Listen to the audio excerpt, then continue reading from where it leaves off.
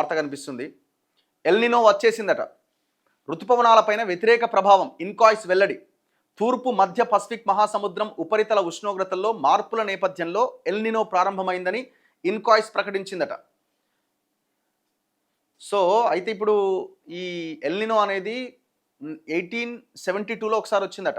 96 లక్షల మంది చచ్చిపోయారు. 96 lakhs ఆకలి చావులతో తిండి లేక. మరి ఈసారి మళ్ళీ అది ఎల్నినో రాబోతున్నదట. ఆ స్థాయిలో వచ్చే అవకాశం ఉందని మన వాతావరణ శాఖ కాదు, మొత్తం ప్రపంచంలో ఉన్న అన్ని వాతావరణ శాఖలు చెప్తున్నాయి. నాట్ ఓన్లీ ఇండియా, మిగతా దేశాల్లో కూడా ఈ ప్రమాదకరమైన పరిస్థితి రాబోతున్నదట. ఈ ఏడాది ఏప్రిల్ వరకు తటస్థ పరిస్థితులు ఉండగా తాజాగా ఎల్నినోగా మారిందట. ప్రస్తుతం మే నుంచి 2027 జనవరి వరకు ఈ పరిస్థితులు కొనసాగుతాయట. అంటే జూన్ జూలైలో ఆ తర్వాత వర్షాలు పడకపోతే సిచ్యువేషన్ ఎంత భయంకరంగా ఉంటుందో ఆలోచించండి.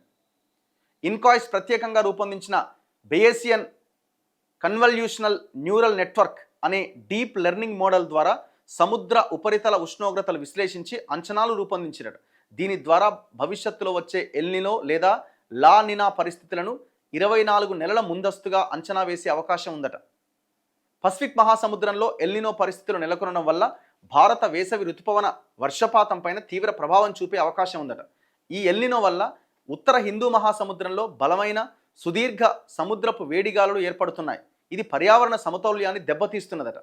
సో వెరీ డేంజరస్ సిచ్యువేషన్ అనమాట. సో డేంజర్లో పడబోతున్నామన్నది చెప్తున్నది. ఇక్కడ ఒక వార్త కనిపిస్తుంది. ఎల్నినో వచ్చేసిందట. ఋతుపవనాలపైన వ్యతిరేక ప్రభావం ఇన్కాయిస్ వెల్లడి. తూర్పు మధ్య పసిఫిక్ మహాసముద్రం ఉపరితల ఉష్ణోగ్రతల్లో మార్పుల నేపథ్యంలో ఎల్నినో ప్రారంభమైందని ఇన్కాయిస్ ప్రకటించిందట. సో అయితే ఇప్పుడు ఈ ఎల్నినో అనేది 1872లో ఒకసారి వచ్చిందట. 96 లక్షల మంది చచ్చిపోయారు. 96 lakhs ఆకలి చావులతో తిండి లేక.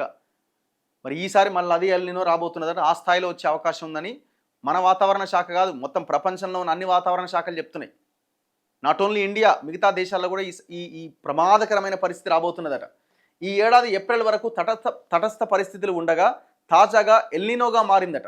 ప్రస్తుతం మే నుంచి 2027 జనవరి వరకు ఈ పరిస్థితులు కొనసాగుతాయట. అంటే జూన్ జూలైలో ఆ తర్వాత వర్షాలు పడకపోతే సిచ్యువేషన్ ఎంత భయంకరంగా ఉంటుందో ఆలోచించండి. ఇన్కాయిస్ ప్రత్యేకంగా రూపొందించిన బేయసియన్ కన్వల్యూషనల్ న్యూరల్ నెట్వర్క్ అనే డీప్ లెర్నింగ్ మోడల్ ద్వారా సముద్ర ఉపరితల ఉష్ణోగ్రతలు విశ్లేషించి అంచనాలు రూపొందించినట. దీని ద్వారా భవిష్యత్తులో వచ్చే ఎల్నినో లేదా లా నినా పరిస్థితులను 24 నెలల ముందస్తుగా అంచనా వేసే అవకాశం ఉందట. పసిఫిక్ మహాసముద్రంలో ఎల్నినో పరిస్థితులు నెలకొనడం వల్ల భారత వేసవి ఋతుపవన వర్షపాతం పైన తీవ్ర ప్రభావం చూపే అవకాశం ఉందట. ఈ ఎల్నినో వల్ల ఉత్తర హిందూ మహాసముద్రంలో బలమైన సుదీర్ఘ సముద్రపు వేడిగాలులు ఏర్పడుతున్నాయి. ఇది పర్యావరణ సమతౌల్యాన్ని దెబ్బతీస్తున్నదట. సో వెరీ డేంజరస్ సిచ్యువేషన్ అనమాట. సో డేంజర్లో పడబోతున్నామన్నది చెప్తున్నది.